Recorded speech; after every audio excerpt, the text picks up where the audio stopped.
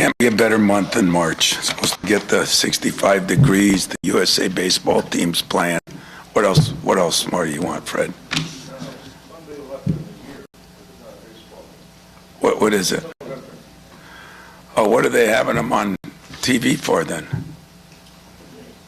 I saw some interviews with guys with USA. Oh, that's what I said. Why did you second guess me? Yeah, I agree with Fred. It is a great time of year, but special day on Thursday for us, you know, with Trey and Denham, Nick and Jackson, Coop. Three of those guys have been with us a long time. The fourth one in Denham, he's been here since he was born. And Trey just became part of us. But, you know, you always want to see your seniors go out the right way. And in each and every way, they've done something for us. Probably been the hardest for Trey, you know, in some ways. But he's been practicing really well lately. And he's helped us in a couple games before. Maybe he's got one left in him. And Denham, it's been awesome. I had an appreciation for having my son around all the time. For Doug and Leo, it's got to be a treat of all treats. And at the same time, he has helped us and will help us more. And Nick Sanders, he's one of my favorites, one of my favorite walk-ons of all time, because he's just been here with us the whole time. He does so much for us, I think, in the locker room, so much for us in the classroom, and so much for us on the floor. He learns those scout team things like this. It makes a monstrous difference. And Jackson Kohler, the one that was rated maybe the highest of that group, has had some ups and downs as he battles through some injuries and things he went through. But I'm not sure I've had a kid who cares as much about the game. You know, I mean, Mateen did every day, every night. You know, Denzel was one that just lived, eat, and slept it, you know, and, you know, Tum Tum and McQuaid. I mean, I've had guys, but this kid, he puts more into his work every day than just about anybody I've had. And Coop, probably, you know, what we'll do about Coop is we'll appreciate him as we always do when he's gone. If you look at all the little things he's done, I said the dumbest thing I did is not redshirt him his first year because he played. I mean, he just turned 21 years old. We got guys trying to get 6th, 7th year that are, you know, 30, 40, 50, who the hell knows anymore. And here Coop is 21 and he'll be done. And but what he's done is he's improved every year. Sometimes the improvement was a little slower than I wanted or he wanted, but I think he saved his best basketball for last. I think he'll play basketball after college. I really do. He's a guy that's, you know, went from liking it to loving it, and he started living it. And when he did, good things started happening for him. He's been consistently a really good defender, and he's probably been my best leader for the young kids. And yet this year he's really improved his offense, and he's become a fan favorite.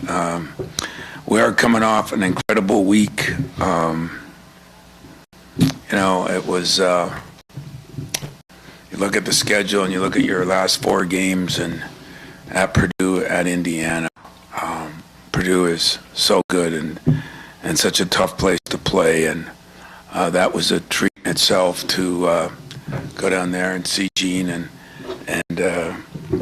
probably have an epic game against Matt where it was to nip and tuck the whole way like it's been for years.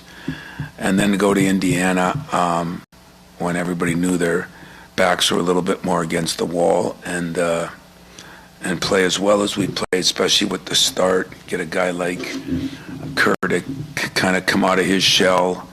That was a big week. And now Thursday, we got Rutgers, and I think if you look at the 4 of them, you'd say Rutgers. You look at their record. Rutgers was the one team that played us as good or better than any of the teams we're playing. They just, we earned it at the end out there, but they probably deserved to beat us. Steve Peichel's one of my better friends in the league because more important than friendship is he's one of the guys I respect the most in the league. And he's gone from just building that program. Then he was blessed with having two superstars, and they were some injury problems with him and things. And now he's kind of gone back. He's playing a lot of freshmen and sophomores. He keeps his team together. They're going to be really, really, really good. But those guards are electric. They hurt us early in the year. They've gotten nothing but better. And so I am concerned about the game. Senior night's always a strange night. It's usually never halfway in between. You're either so jacked and you play so good, or so jacked and it makes you play kind of bad because you're nervous, you're overexcited, whatever. So hopefully I'll use my experience with those 5 guys to talk about those things, and usually I do it the day before. But in them, they've won 3 out of their last 5 games and have road wins at Penn State and Maryland. We barely beat Penn State there, and we didn't play Maryland there. We had to stage the big comeback, as we all know. They too have had some ups and downs, but I told my team this morning, this will be the toughest team we've played all year. I didn't say the best team. I didn't see even the most competitive or, skilled team. But as far as street smart toughness, as far as smash mouth toughness, I love his team. It reminds me of the Cleveland's team we had. I mean, they hit you, they go hard, they work hard, it's who he is and it's who they're becoming, and that really impresses me. The guard, Francis, leads the team, and he had 23 against us, but they have some guards that are extremely quick and physical, and we're going to have to guard. It'll be the matchup becomes a little bit of a problem because sometimes they go with 5 guards out there, but a lot of times they have 4 guards, and that'll be a tough matchup for us. Hopefully we're a tough matchup for them and we do a little better job than we did. But I think after today's practice, we had the day off yesterday, which you don't get many off in this, and I felt like our guys were really excited to practice. I thought we got better today. Now if we can get better tomorrow and then play better in the game, that's what you got to be doing at this time of year. So questions, I'll take them. I'm sure you've been asked this sometime over the last 31 years, but do you remember your senior night and what, as a player, when you were there and you guys were making those runs, how did you navigate it? There wasn't quite the excitement in my senior year. I think we probably had a snowstorm and millions missed the game, but you always remember your senior night because Grandpa came to the game, and he was, in his late 80s then, and my parents, and then being from the UP, it's always a little more special, It was a place I dreamed of going, and but I don't remember exactly how the game went and everything, Maybe that's one of the reasons I try to make this even bigger. I try to make this a big night. And it's not just for our players. I try to look at everybody who touched my program. And so we're working on now, because we have a few more student girls, we have a few more managers. But here, everybody's a part of senior night, because I don't know many places it's like that. But I just believe that it does take a village to raise a child, and the village is all the people that have touched us. So we should appreciate all the other people that have been such. If I wish you'd get a chance, and maybe you will, but sometime when you're at a reunion here, which we have a lot, to see the number of student girls that come back or student managers that come back. And this group might be, manager-wise, you hate to say the best group, but this group has been special for our players. I mean, these guys come here at 10 o'clock at night to rebound for them, and they do so many things that I don't even know. So even though I didn't have all that, I want to make sure that that's important for the people here and moving forward. And so I'll try to remember what it was like. I'll talk to Garland. I probably threw him a few lobs under the rim, and he didn't finish. And but there's nothing like senior night here. I mean, it's special, and it should be special because most of these kids have given 4 or 5 years of their life to this place, and I want to make sure they know they were appreciated. Our fans do a great job. It's a little harder when it's on a weeknight for you, for me, for the fans, for everybody. That's one sacrifice we can give for the 4 years they gave to us, and I hope everybody stays in their seats and enjoys one way or another. And we've had a couple. Draymond Green's, that was hard, boy. His senior night, we lost at the buzzer. But I haven't really changed what we do because I think it's so important what we do. So I'll remember and see if I can give you a better answer on mine. Go back in the archives and see what we got going. Tom, you obviously started coming in talking about March. Is there something that you think that now your way your program's built, the culture that the guys feel, and you kind of flip a switch just to get another level of intensity? I hope we don't flip a switch, but I hope they do realize it. And we will have subtle reminders, which we already have. On March is a special month. I give my right arm if my birthday was in March. It just should be that way. But it doesn't put pressure on. It's all the guys that have been here over the past. Terry Donnelly from Magic's era called.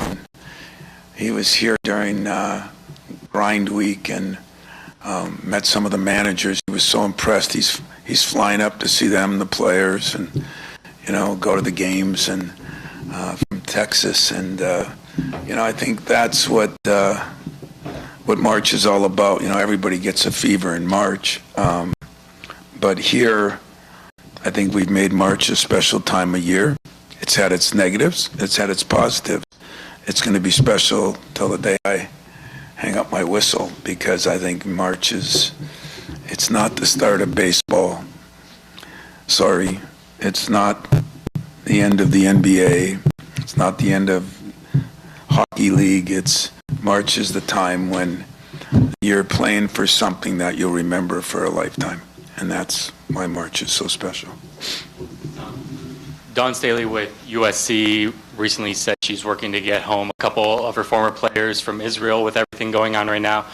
I'm curious what the plan, if there's a plan in place to get Malik Hall and Cassius Winston to safety, and what that might be. It's funny, not funny, but we talked about that yesterday. TK has been in touch, and we talked about that yesterday, and probably today I'll be talking to both guys, and I have a guy over there, believe it or not, that went to high school around here that goes there 3 months a year and happens to be over there now and has a lot of connections. So it's hard to say where everybody is as far as what is going on, but it's not hard to say that my first thing to them is going to be you can make money the rest of your life. You just better make sure you have it. And don't be, do what's best for you, which from what I'm hearing from most is to get out of there, and so whatever that takes, I'll make sure I'm helping do that. I commend Dawn Staley for that too, if she's got more than a few people over there, and I think all coaches who have people over there would feel the same way. It's their decision at the end. I don't know how far away they are, how close they are. That I don't know, but I will know by the end of today or tomorrow for sure. Thanks for asking. Is Carson Cooper what's right about college basketball? I mean, it's rare that someone stays 4 years and bets on himself. A coach bets on a kid that maybe isn't a 4 or 5 star, and it in the end works out. Well, he's what's right about it for me. Jack's too. Jack's had options to do things, and I just think that a good deal is a good deal for you and a good deal for me. And I think sometimes I hate to say this, but I think people in general just always think about what is it like for the kids. Sometimes we're a good deal for the kids. As I'm learning, as different kids transfer, and what happens to them then, and how they feel after a year away. So I think Carson Cooper has been great for me. That doesn't mean I'm not always frustrated and don't want him to do more, because I know he can. And I think we've been great for him because not only his parents and his brothers and sisters, but his grandparents and friends and everybody else has gotten a chance to come and see him, which I think is still what it's all about. I mean, why would you want to do the greatest things? That's why I've always wanted to stay close to home as far as recruiting. Why would you want to accomplish great things and not have anybody around you that cares about you? And he's had both worlds. He's grown, he's learned, he's going to be better prepared for the real world because he's had to sit, he's had to learn, he's had to, get pushed and pulled, and the same thing he's going to do for the next 40 years. And, but has he been right for what, to me, he's the epitome of it. Not even highly recruited, came and earned his way.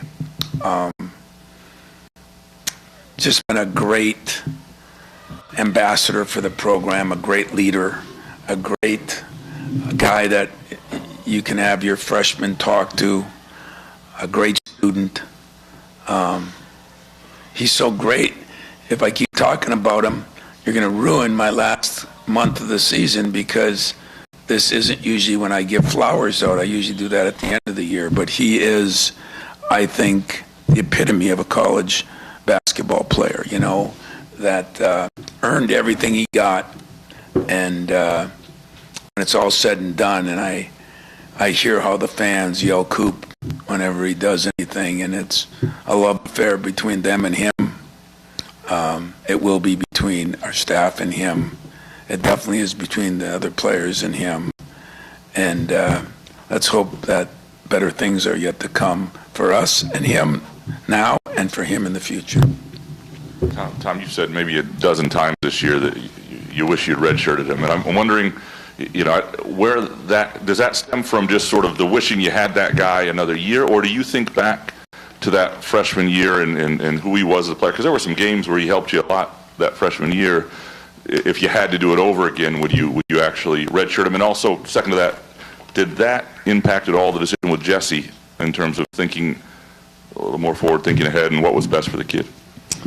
100% on all of the above.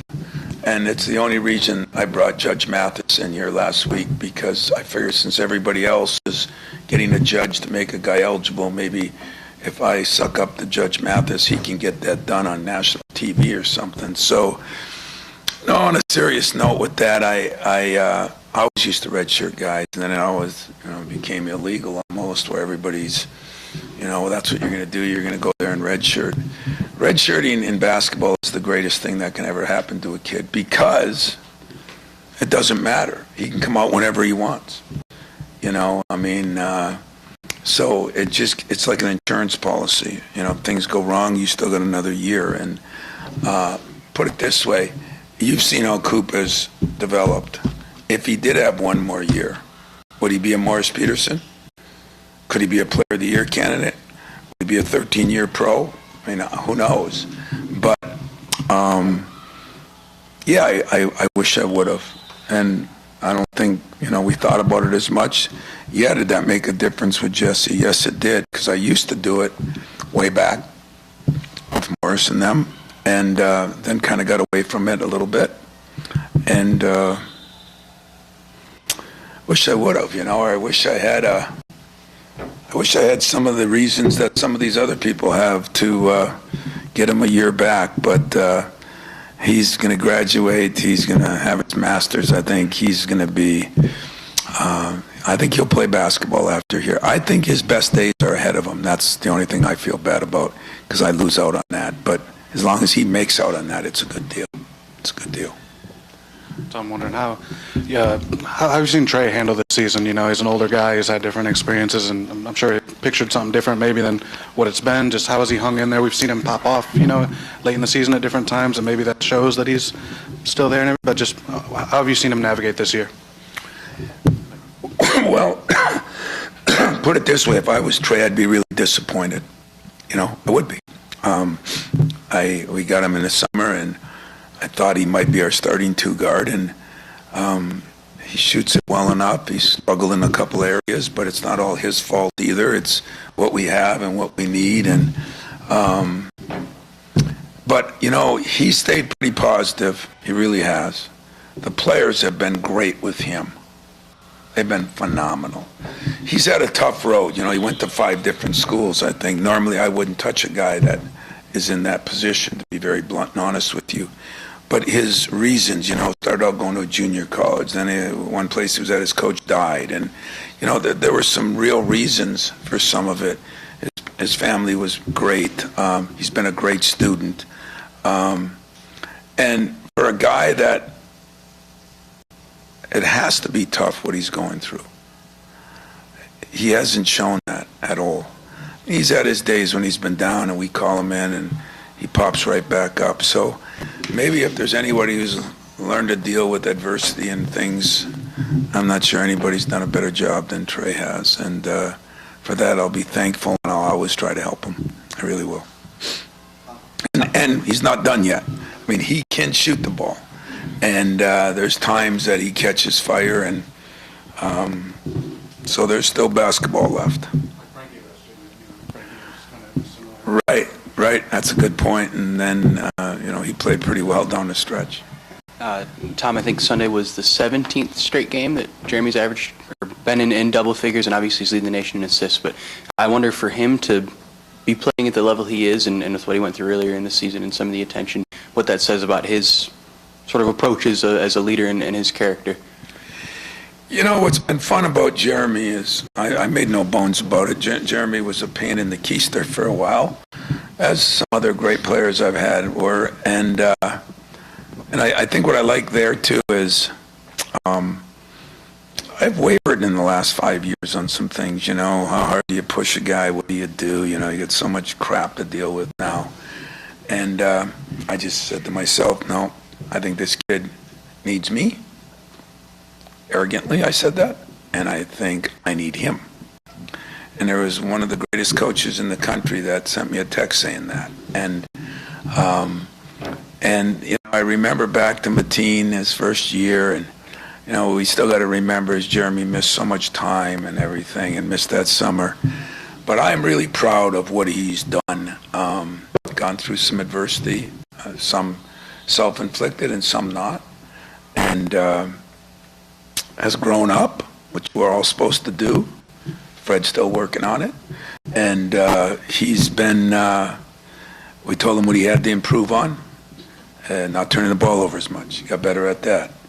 His free throw shooting a year ago, he's gotten great at that. His overall shooting, you know, I still think Jeremy was going through that stage that Mateen came to a lot earlier. Trust what I say. Trust what we say. And I think he struggled with that, you know, and thought he was just going to become a better shooter because he got a year older. And then he started spending more time on that, you know. And then defensively, I think he could still be a bigger pit bull than he is. But I think part of it was his conditioning a year ago and everything. And then the guy got some bad habits. So we're changing some things. He's changing some things. But now I think there's a bond and a relationship. And that's pretty cool when you get that. Sometimes it takes, it never takes just a year. I can't think of anybody it was just a year. It's usually a 2-year process, and sometimes when situations come, it's a little longer. But I must say to my guys 1,000 times, I must have my former players call my guys 100 times and say, you know, you got to trust somebody. And this day and age, nobody wants to trust anybody. And so I used to say that I had to once I earned my position, head coach, Hall of Fame, won the national championship, they should just listen. And I realized that that's not the way it is. And maybe that's not a bad thing. So I think it helps me that I have to constantly earn their trust, and they have to earn mine. And that's the way I say it now. I'm going to meet you 50-50. I got to earn yours, you got to earn mine. And I feel like these last month, it's really growing. Usually when there's some controversy or adversity, that helps it speed the process up a little bit. You find out who's in your corner and who's not. And I love the way he's playing right now. He's trusting that pull-up jump shot. He's taken maybe 9, 10, 11 shots a game instead of we got up to 18, And he's really made some great passes. If he keeps improving his fast break, because I think he could be electric on that, and he is, but not on a consistent basis. If he keeps kind of getting better defensively, he's playing as good as anybody in the league right now. And he's making players around him better, and that's what the great ones, as Irvin Johnson, Mateen Cleaves, those guys had the ability to make decent players very good players, and I think he's doing some of that. Yep.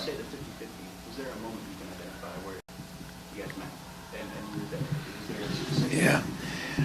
A moment, I don't know if it was a moment, but it's you don't have to be a genius to figure out there were some trying times, and it wasn't when something happened. I mean, in the first year, second year, and Jeremy can want to argue, and we all know Tom enjoys arguing. So it's another match made in heaven, I had somebody that I could go after, and he had somebody. I always tell him, if I can give it, I can take it.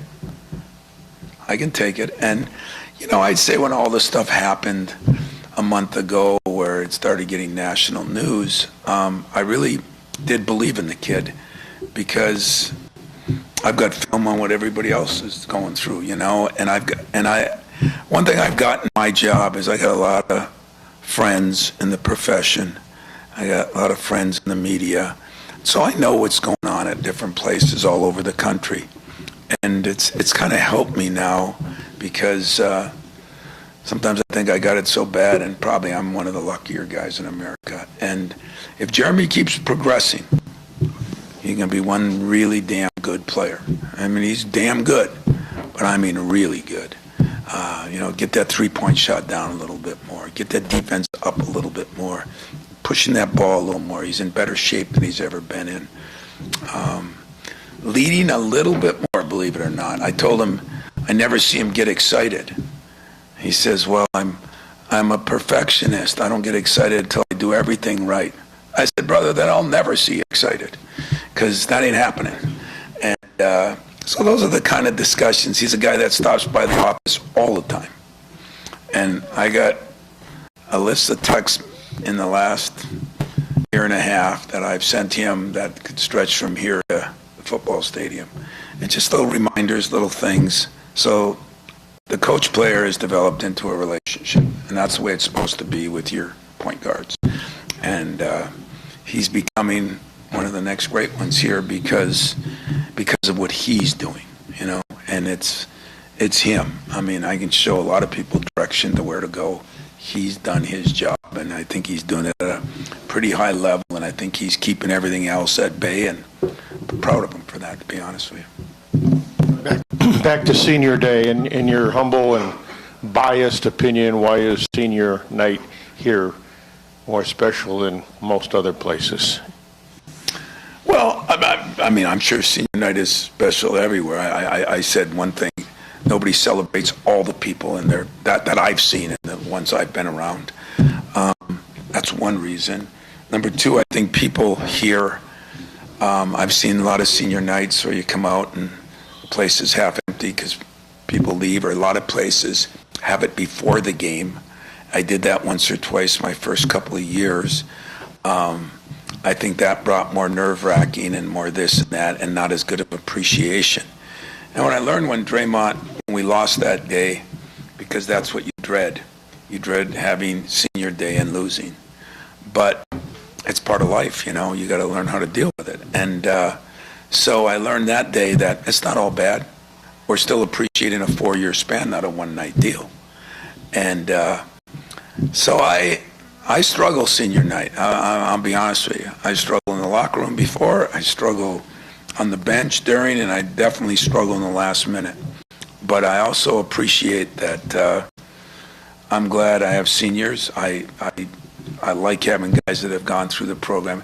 And I appreciate what our fans have done over the years because, I mean, it's not always perfect because, you know, like let's take tomorrow night or Thursday night, 8 o'clock game on a weekday, you know, and it's easy to leave and just say goodbye either way. But for the most part, they've stayed. And I hope tomorrow they do because this has been a unique group, you know, not filled with McDonald's All-Americans, not filled with these. I mean, these are the guys next door, you know. But the guys next door right now are 24 and. No, I'm sorry. These guys next door are 54 and like 11 or 12 or something in 2 years. I mean, there hasn't been many teams here that have been that. And so, special group in their own way, playing with connectivity, playing with togetherness, playing. It's not just Coop that you kind of enjoy, Larry. It's really the whole team. And it hasn't been just 1 year. And that's enough good things said about them until we win a bunch more games, because still got some fish to fry and some things to do, and it starts Thursday night. You know, it's like I said, senior nights are tricky nights, and this team coming in, I'm telling you, is one of the tougher physical teams that we played all year, and I really have an appreciation for the coach.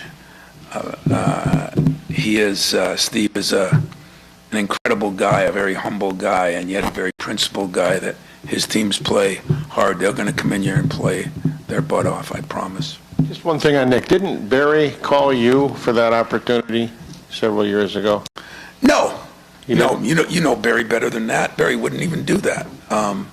What happened is a friend of Barry's, George Johnson, who lived right next door to him, who was our former manager, called me and he said, you know, he knew a little bit about Nick, and I called the high school and found out a little more about Nick, and then had Barry and his whole family came up for a visit, and I loved all of them. You know, his mother is great, his brothers are phenomenal, and Barry was, you know, you talk about being lucky in a job. I've gotten a chance to meet presidents and do all these great things. And, you know, Muhammad Ali and Barry Sanders are really, really, really two guys on the top of my list that I actually, and I don't know Barry that well because nobody does, because he's so humble. But if you watch Nick, you can see why he's Barry's kid. If you remember Barry playing, just the way he handled himself, what he was all about, how he left the game. Hard to have nothing but great respect. And again, I say this honestly, that's not why Nick's here because he's Barry's kid. Nick's here because he's Nick Sanders. And Nick's here, I tell Barry all the time, I don't know what kind of student you were, Barry, but I bet you weren't as good as your son. Your son is a phenomenal student. And I think Barry agreed with me. But it's really been fun because he gets up but never says anything. He's taught me by watching him as a player, now watching him as a parent, what life's really all about. And hopefully that relationship won't change. I told you I'm trying to convince Nick to come back as a GA because he wants to get his master's and everything. And I just like having him in this program. He stands for a lot of things I believe in. Denim Wojcik and the process he's made, an important role that he has right now, moving the ball, playing defense. What do you see more from him in the last month or so, and what he's done in the past 4 weeks? Yeah, believe it or not, it's the one argument his dad and I get into. You know, Doug, we kind of set up who's subbing him. We kind of try to get the minutes, and then Doug has to manage that during the game. And a couple times I said, you better get your kid in there, because I do think he brings value to us. He's smart as hell. He's tough as hell. He is a great teammate. He knows every play. Like sometimes he runs the scout team, and he's now backing up Jeremy. Him and Jeremy have developed a good relationship. Denham's another guy, you know. For him, this is the American dream. He was here as a 3-4-year-old. You know, I remember his mother used to take my son and his 2 sons, and we'd go on a recruiting trip once in a while. We'd take our kids, and Lael would dress them up in a uniform, a T-shirt, and she'd put the number of the recruit. So it's probably illegal. So maybe somebody 30 years later will turn me in. But, you know, we brought our kids in with, you know, number so-and-so. You know, that was somebody that we're recruiting. And remember we went to Minnesota one time, and so he's been around the program forever. Grew up his first couple of years in it, and has always followed it, and went and graduated from Harvard. I mean, what more do you have to say about his academics? He's going to get his master's here. But he not only gets to play for his father, which I think is incredible, and he's actually playing, but he gets to, it was probably a dream of his when you're 3, 4, 5 years old, and the first thing you know is Michigan State basketball, and you're in the gym and you're doing that. It had to be a dream of his to play here, and the dream worked out for him, but it has worked out for us. And if his own man would quit being so selfish with the minutes, he should get a few more minutes a game. He really should. I guess I gotta use my higher power as the head coach on that deal, but it's always tricky too. You know, when you coach your son, it's tricky, unless it's like I did. It's a little easier, but when you coach your son and you got to make some decisions like that, but he has never hurt us. You know, he made a big play the other day. They had cut the lead down to 6, and he made a driving kick out to Kerr. That was a tough play. We hit a 3, and that kind of was the final separator. So I know he can guard anybody. I know he'll do whatever I ask him to do. I know he'll run his stuff right. Denham has been, you know, so I got 2 guys, you know. I got Barry Sanders' kid and Doug Wojcik's kid. But I swear to you, they're not here because they're Barry Sanders' kid and Doug Wojcik's kid. They're here because of what they did and what I thought they could help us with, and we thought he could help us in this area. And then there's one other area that they both passed the test with flying colors. They wanted to be here. Did you hear me? They wanted to be here. That freaking matters. And so if I should get credit for something, it was those kind of decisions. Players play the game. I have to make those kind of decisions, and they were good decisions. Oh, better player. Shoots it better, does this better, does that better. And I remember now he had some injuries and took some time off too. He had double hernia surgery and things like that, and a shoulder surgery.